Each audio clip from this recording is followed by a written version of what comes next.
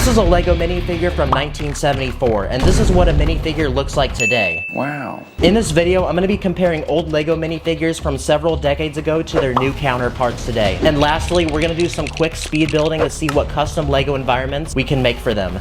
Let's go. Okay, so out of the countless Lego themes, the one with probably the richest history is Star Wars. Here's what Obi-Wan Kenobi and Anakin Skywalker looked like as minifigures back in 2005. And here's what they look like today. Comparing these minifigures, there's some major upgrades that Lego implemented for the newer ones, like adding printing on the legs, giving the hair a better mold, and making more realistic facial expressions.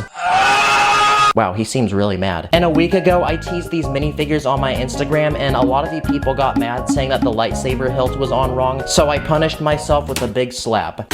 Here's a pirate captain from 1989, and over 30 years later, Lego released this Pirates of Barracuda base set, which featured a total remake of him. If you look closely, the coloring on the peg leg is slightly different because in 2004, Lego changed the color of brown to a more lighter shade. Here's the first ever Yoda minifig made in 2002.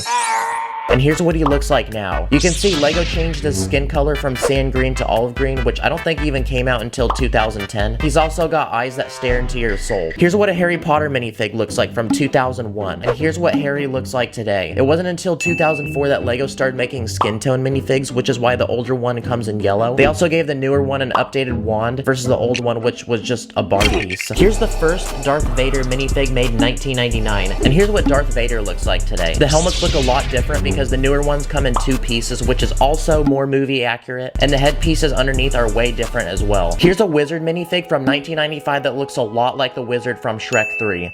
You see what I mean? But in 2014, Minifig Series 12 came out featuring a remake of this dude. He's got a new hat, he's got a new cloak, new beard, and he's got a slow piece as his legs to make it look like he's wearing robes. And going back to Harry Potter, here's what Ron Weasley looked like as a minifigure in 2001. He's got a dorky face and a terrible bowl cut that will diminish any chances of him getting women. I do like his cape though, which has some stars on it. The Ron Weasley minifig today looks a lot different. He's got an updated hairstyle and a new color, and he's got a double-sided face so he can change his expression. Here's an original 2001 Han Solo minifig, and here's what he looks like today. Lego gave him a parted hairstyle and dark blue pants, which are a little more realistic. He's also got more detailed printing on his torso and a double-sided head. We also can't forget about his homie Chewie.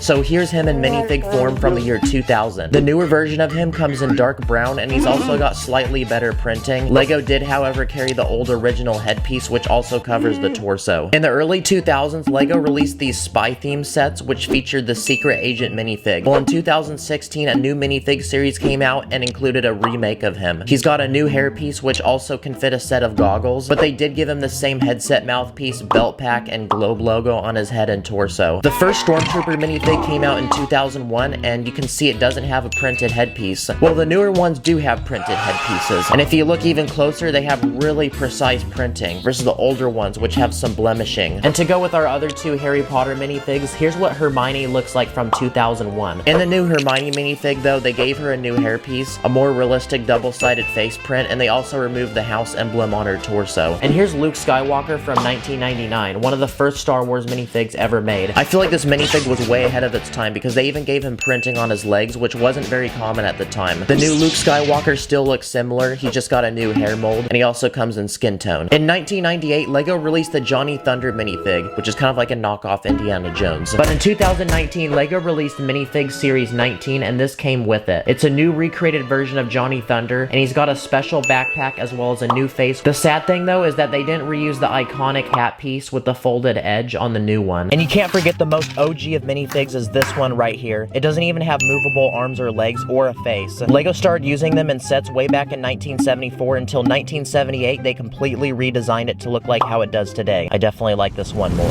Okay, now it's time for some quick Lego creation speed builds. I want to give a few of these minifigures an environment to be around, so how about we start with Obi-Wan Kenobi and Anakin Skywalker. I want to recreate the famous ending scene from Revenge of the Sith where Anakin fights Obi-Wan over a river of lava. So to make the lava, I'm going to use some transparent orange flame pieces pieces. And for some rocky landscaping, I'm gonna use a combination of slope pieces, plates, tiles, and these bricks with studs so I can build sideways. For even more coolness, I'm gonna give both minifigs their very own light up saber, which you can buy right now from Light My Bricks. They sell a ton of other cool lighting accessories specifically for LEGO creation, so link in the description. I'm gonna also put some light under the lava so it lights up and looks really super realistic. And after 2 hours of building, we had a completed product. But with such an epic build like this, we should probably make a commercial. Deploy the Jedis, kill the younglings, and take the high ground. Now let's make something for Johnny Thunder, aka LEGO's version of Indiana Jones. There's a ton of cool adventure-themed sets built around this minifig, so I want to do something similar. So let's make a pyramid. I'm gonna start by taking a bunch of tan bricks and making the exterior. Now we can start making the interior by throwing in some skeletons, booby traps, treasure, and yo mama. I totally phase rug that joke. So instead, let's just throw in a mummy. For a more realistic touch, let's add some sand around the pyramid. No, like actual sand. This is probably gonna be really hard to clean up, but it looks cool. And here we go, people. Now we have an epic pyramid that Johnny Thunder can explore, get a ton of treasure from, so we can become super rich. How about we make something with these Harry Potter minifigs? I quickly went to Instagram and asked what I should make because I had no clue what to build, and you guys had some good suggestions. Well,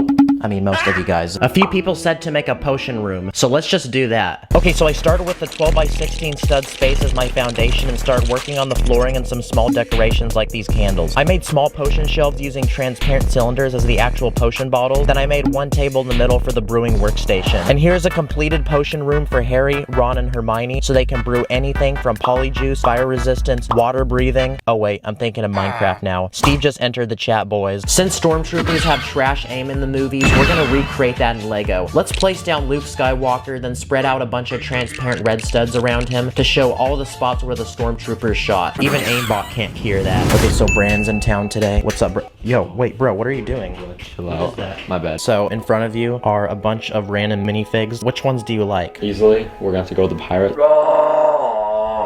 Okay, so my challenge for you now, I want you to make a mock for it. You think you can tackle this? Easily.